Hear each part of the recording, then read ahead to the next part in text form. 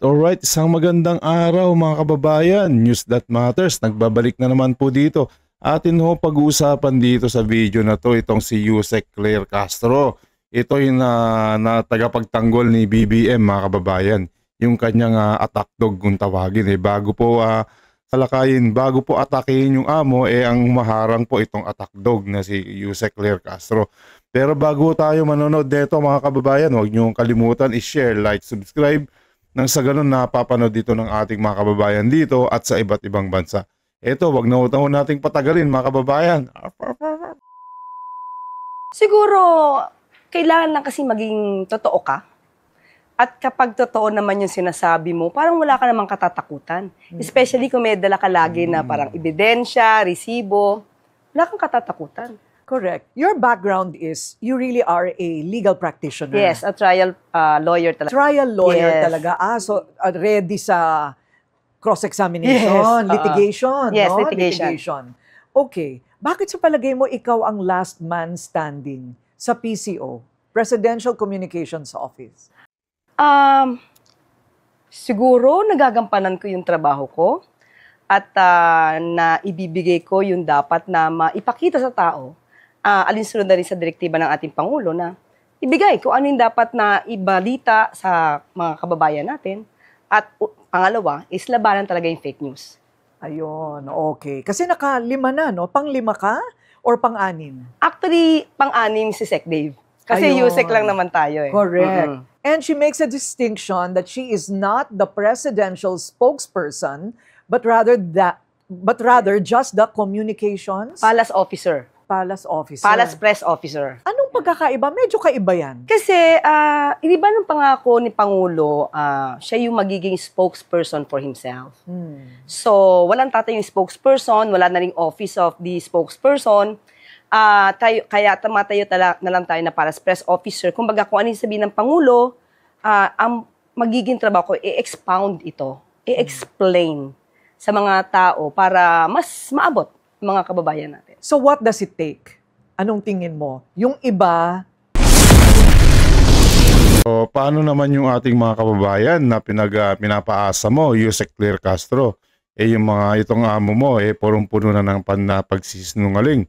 Itong mga bilyo-bilyon na kinasasangkutan nilang scam dito sa flood control, hindi pa nila binabalik. Pero sana naman po, alam ko, naiintindihan kita, trabaho lang to, kaya panay ang protekta mo dito sa amo mo. Pero isipin mo naman yung mga taong bayan na umaasa dito sa mga tax nila na damay dito. Ang pinag-uusapan po dito yung pera ng taong bayan, di ba? Kaso sila, winaldas nila, nagpakasasa sila, hindi ho tama yun. Kailangan nilang ibalik at pagdusahan po yung mga kanilang ginawa. Ewan ko, tinanggal, natanggal, nag-resign, give up. Pero ikaw nagtatagal ka. Ano ang sikreto? Wala lang. Again, kailangan ko lang kasing ipahayag sa tao kung ano ba yung nais na iparating ng presidente. Kung ano ba yung nagagawa ng administrasyon. So, doon lang. Siguro, hindi mo kailangan maging mabola sa iyong pagsasalita. Dapat maging totoo ka lang. Siguro At sa yun yung bawat sikreto press conference, handa ka sa mga issues of the day. Kailangan. Yes. Kasi gabi-gabi, actually, pinanonood ko kayo, yung agenda, Yes. lahat ng mga, yung GMA, TV Patrol, lahat yan. Pati sa Channel 5. Kasi para malaman ko ano ba yung latest. At hindi lang kayo, pati yung mga SOCMED. So anong latest dito? Kasi para kinabukasan, alam ko yun yung magiging viral eh. At maaaring itanong sa akin ito. So ano, pinapractice mo pa ba? Pinapractice mo pa ba yung mga isasagot mo? Do you have to write it? I guess on some issues you have to research. Yes, yun ang kailangan ko. Kasi minsan, nandyan lang yung news, hindi ko alam yung pinaka-konteksto eh.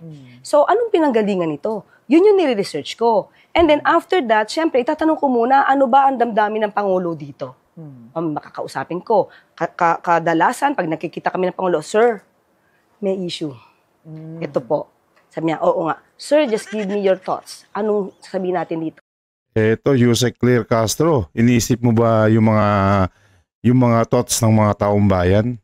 Iniisip mo lang yung mga thoughts ninyo, iniisip mo yung thoughts ni BBM, isipin mo naman yung taong bayan na dito, Ito mga nangyari dito sa bansa natin, umabot na po sa iba't ibang bansa na inabot natin, puro kahiyan. Dahil nga po itong administrasyon na to, puro pagnanakaw yung ginawa nila. Biruin mo ba naman, sasampulan kita. Itong taon na to, nagpagawa yung amo mo ng 22 classroom lang. Hindi ho ba makatarungan yun? Iniisip naman natin dito yung pera ng taong bayan. Ito dapat ito mapunta sa mga kabataan na silang mga future na leader natin ng bansa. Ngayon dito kinamkam nila, nilamon ng mga buhaya, yung mga nagpakasasa sila, yung mga buhaya, natulog sila dito sa salapi, sa kama na punong-puno ng pera. Kailangan po nila, lahat ng kasamaan na yan may pahangganan, ng tandaan mo, Claire Castro. Itong mga taong to, ito, mga pagsisihan nila yung ginawa nila. Dahil balang araw, babalik din po sa kanila to. Yung mga ginawa nila, nagpakasasa sila. Kasi ang nagsuffer yung taong bayan, yung bansa natin. Itong buhay dito, ang mamahal ng bilihin, tapos sila, unlimited yung mga gastos nila. Kung yan na lang kaya, yung mga kinurakot nila, binigay nila sa taong bayan nung merong mga bagyo at sakuna dito, or lahat ng Pilipino, di masaya pa, di ba? So yun na, pag sinabi niya yun yung sabihin ko, at yun na i-explain ko, i-expound ko yun. Kasi kung nanonood ka ng West Wing before, it was a series in the US wherein every morning meron silang powwow, no? Meron silang briefing with the president about the emerging issues of the day. Kayo, ano ang style ninyo ni presidente? Kasi mahirap yung huhulaan mo kung anong iniisip niya, no? Hindi, actually, kapag ka merong issue, pag morning, meron akong kakausapin. Kung hindi ko nakakausap ng personal agad. Kasi minsan, hindi ko alam kung nasaan si Pangulo eh. Baka natutulog ba? Nasa pagbabasa or what. So, ito may tanong dito eh. And then, ang Pangulo minsan ang tatawag sa akin. Yes. Okay. So there's no regular meeting about the issues?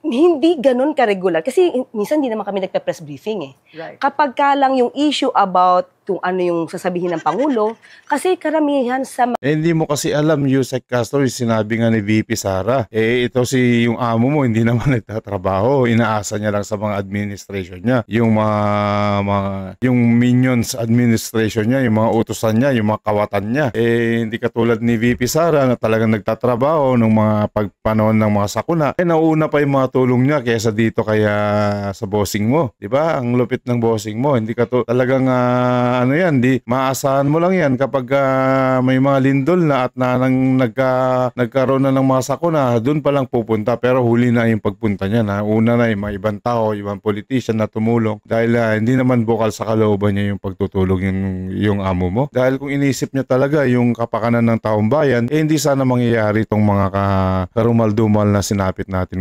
ngayong panahon na to. Mga questions, it's about kung ano yung sagot ng departamento eh. Kasi ano na nangyari dito sa DepEd, ganyan-ganyan. So, ang tinatanong ko naman doon, at tatawagan ko, let's say, Secretary. Let's say, si Secretary Rex, Sir, anong latest dito?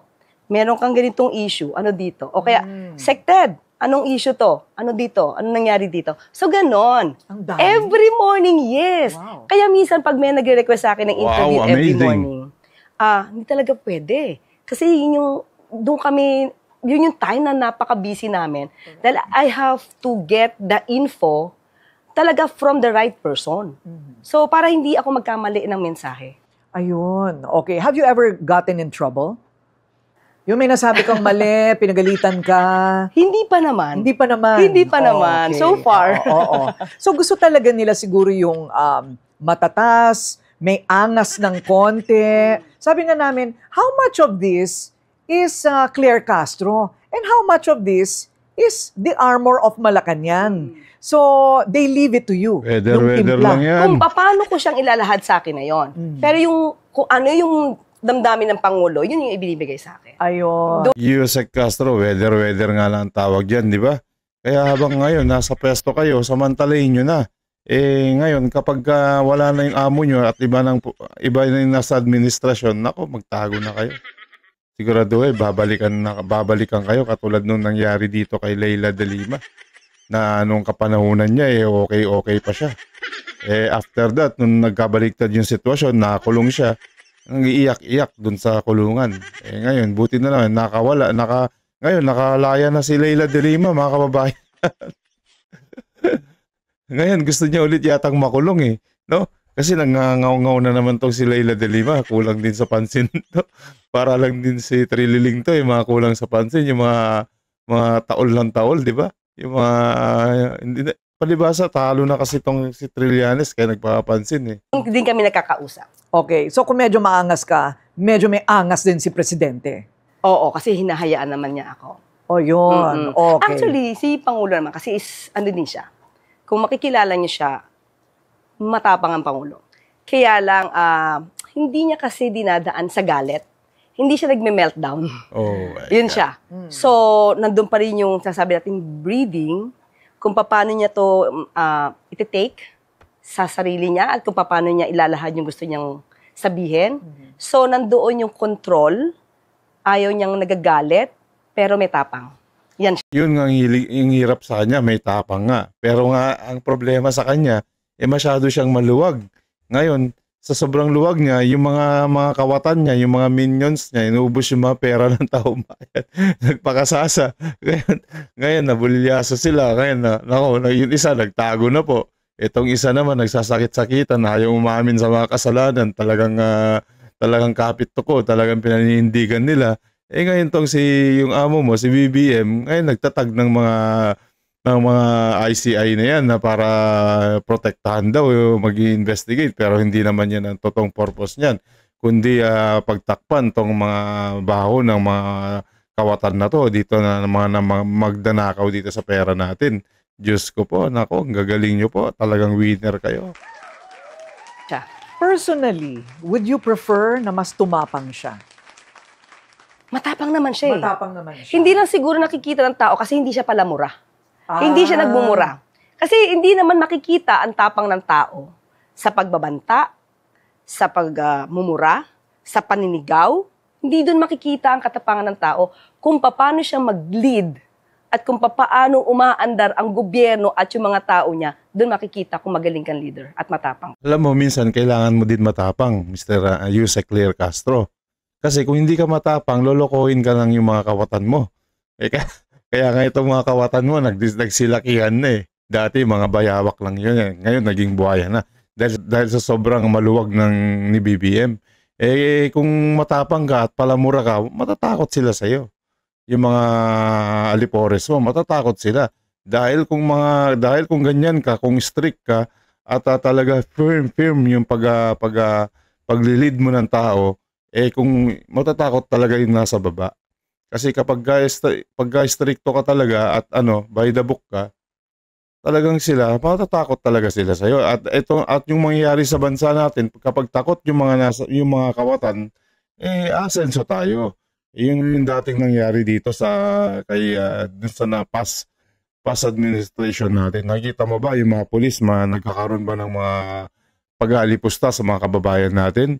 Dati.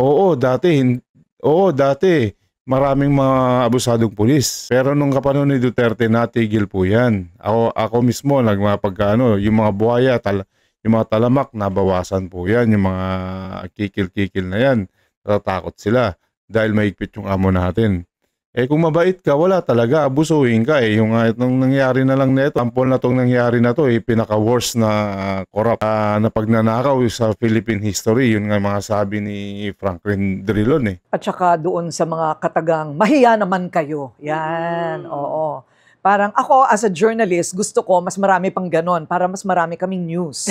Hindi ba? Okay, so you were a vlogger first before spoke PCO or PCO muna bago yan, vlog? Totoong niya, trabaho Okay, nauna muna ako maging trial lawyer. Sabi nila, okay, baka pwede ka mag-vlog. Share mo yung thoughts mo about legal matters.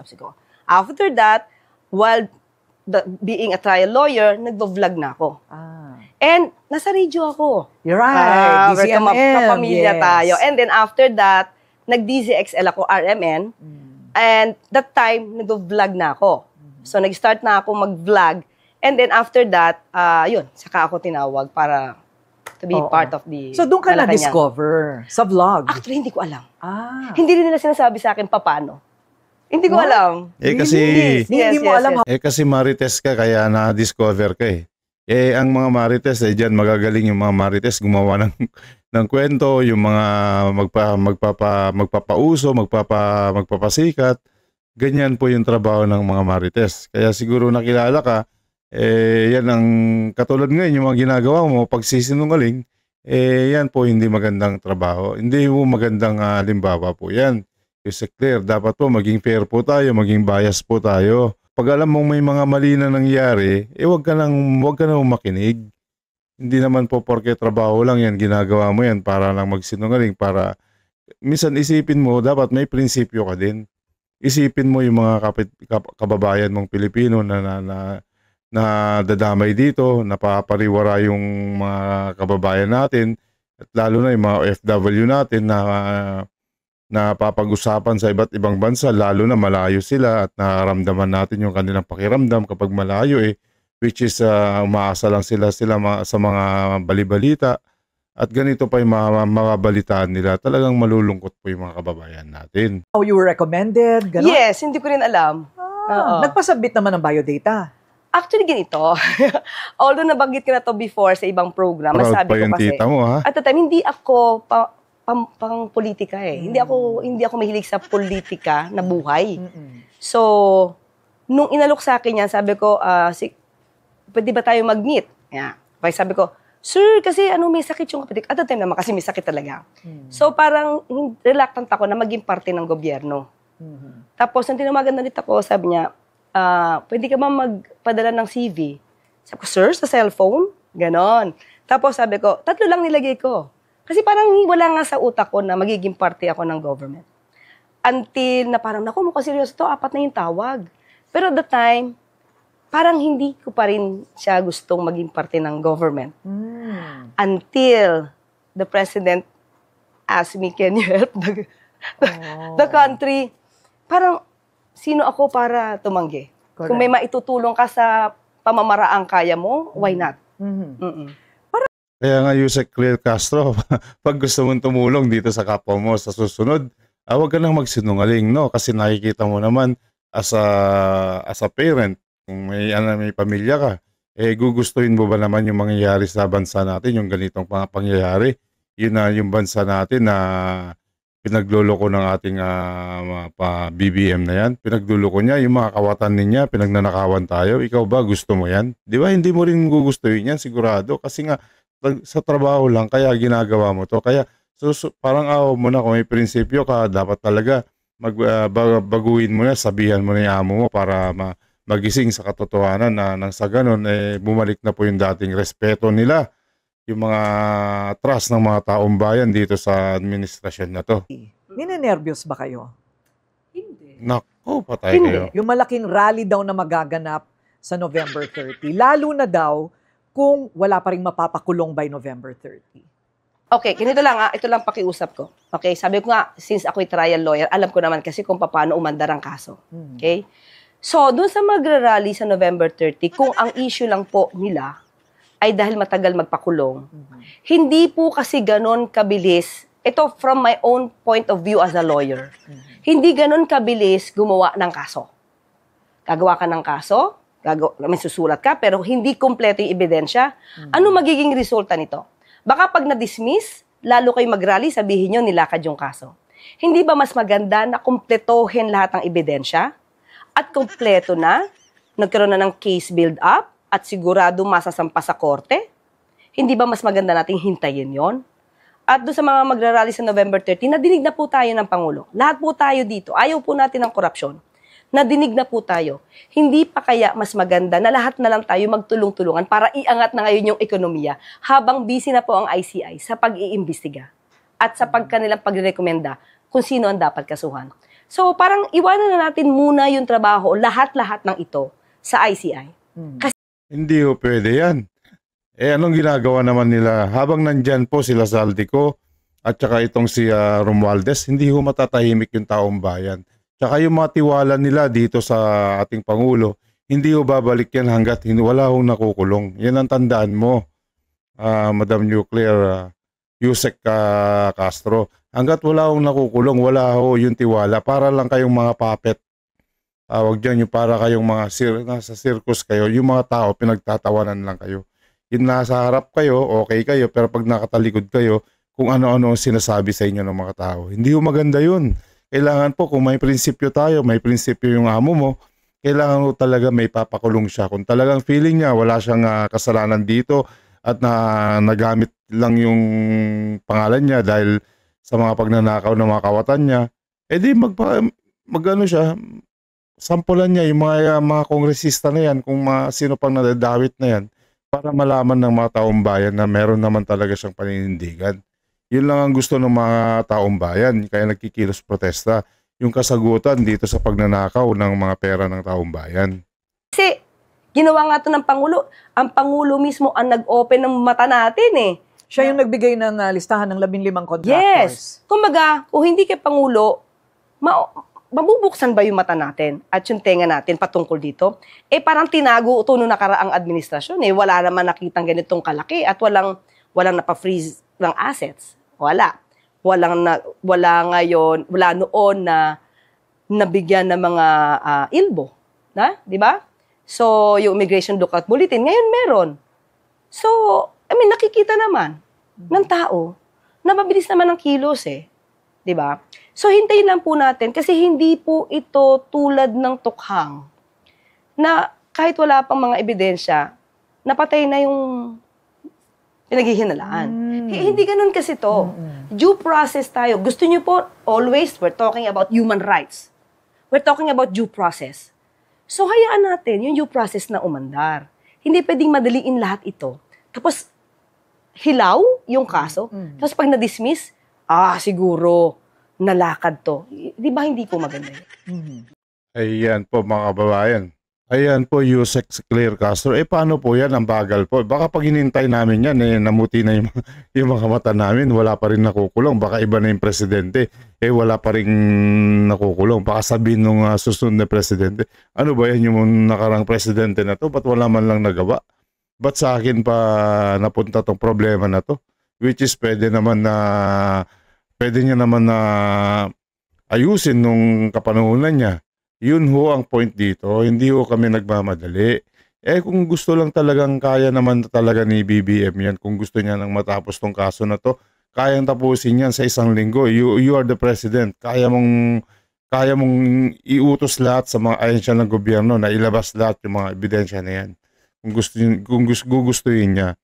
Kaso dito, nadawit na yung mga malalaking tao dito, yung mga malalaking isda, lalo na yung first cousin niya na in-appoint pa niyang House Speaker, obvious na obvious po. Hindi naman tayo pinanganak na ngayon lang. Yusek Claire Castro, yung mga ibang taong nanonood dito, hindi sila pinanganak ngayon lang, kaya huwag mo silang bobolahin dahil wala namang maniniwala sa iyo. Diyos ko po. So, the president is also secure about the support of the military. Yes. Siya ba ay paulit-ulit naman si General Bronner na sinasabing we are pro-constitution. So is the president also assured and secure of his tenure as president? Yun ang pinaramdam ng ating mga kababayan, yun din ang pinaramdam ng ating kasundaluhan. Bakit sinasabi natin yun ang pinaramdam ng tao? Kasi yung may mga lehitimo na agenda against corruption, hindi nila gusto na matanggal ang Pangulo. Aus PBBM, hindi iyon ang kanilang agenda. Lagi nila sinasabi to. Ibig sabihin, ang kinakalaban nila dito, corruption. So, alam ng Pangulo at alam din ng taong bayan na ang Pangulo kasama nila sa paglaban sa korupsyon.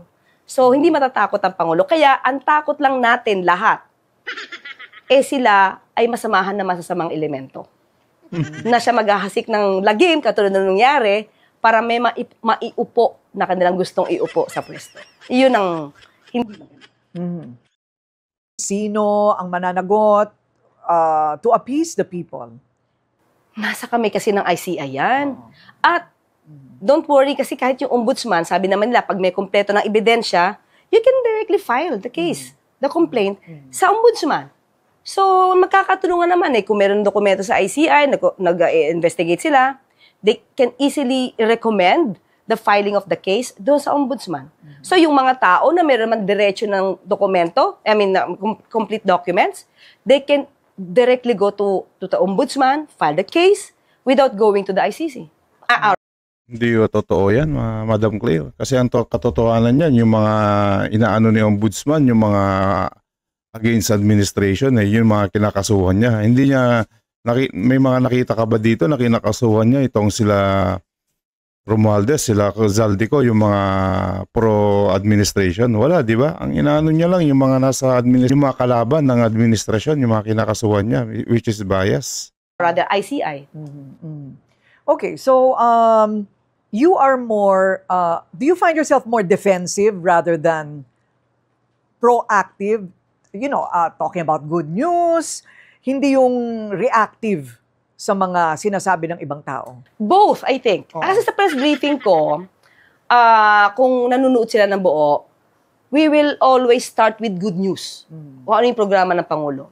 Tapos saka yung gitna yung parang question and answer about the latest issues. And then, bago ako matapos, may good news pa rin kami kung ano yung ginagawa ng government. So, I think both. Reactive kami sa mga maling information. Pero proactive kami kasi ini-spread din namin yung good news. Okay. Paano naman itong walang kamatayang pinagtatakpan ni BBM, si Sandro o kaya si Martin Romualdez? Nagkataon kasi mga kamag-anak niya. Paano naman ang pro forma na sagot doon? Pinagtatakpan. Teka, saan pinagtatakpan? Hindi ko alam. Pinagtatakpan daw, pinoprotektahan para hindi daw umabot sa kanyang anak o hindi daw aabot kay speaker. Wala. May naririnig kang parating ganyan. Ito yun, ulit, sabi niya, para hindi umabot. Ano yung hindi aabot? Ano yung lead? Pakita muna nila, ano ba to? Okay. Di ba? Parang, ano yung chinichismis nyo? Hindi namin makuha. At hindi namin masabing, bakit pinoproteksyonan? Saan po proteksyonan? They have to give us the details. Ano ito? Kasi pag wala, saan? For what? So, Pinoproteksyonan niya yung mga kanyang pinsan sa pagnanakaw. Yan yung mga problema dito. Yung pinsan niya ay isa sa mga big fish na malaking isda dito sa flood control scam na kung saan trilyon ang ninakaw nila, hindi bilyon. Kasi konti na lang magiging trilyon. Kaya nagtira pa sila ng butal yung mga kawatan na nasa administrasyon niya, nakakaya sila. Kaya wag mo nang kampihan yung mga kawatan na dadawit dito, Madam Claire, kasi baka sa susunod na administrasyon, ikaw ang makukulong din yan sa pagsisinungaling mo, kaya mag-iingat ka rin sa sinasabi mo. O hanggang dito na lang muna tayo mga kababayan, na maraming salamat po sa inyong panonood dito. Huwag niyong kalimutan i-share, like at subscribe nang sa ganun na napapanood dito ng ating mga kababayan dito at sa iba't ibang bansa. News that matters. God bless po mga kababayan.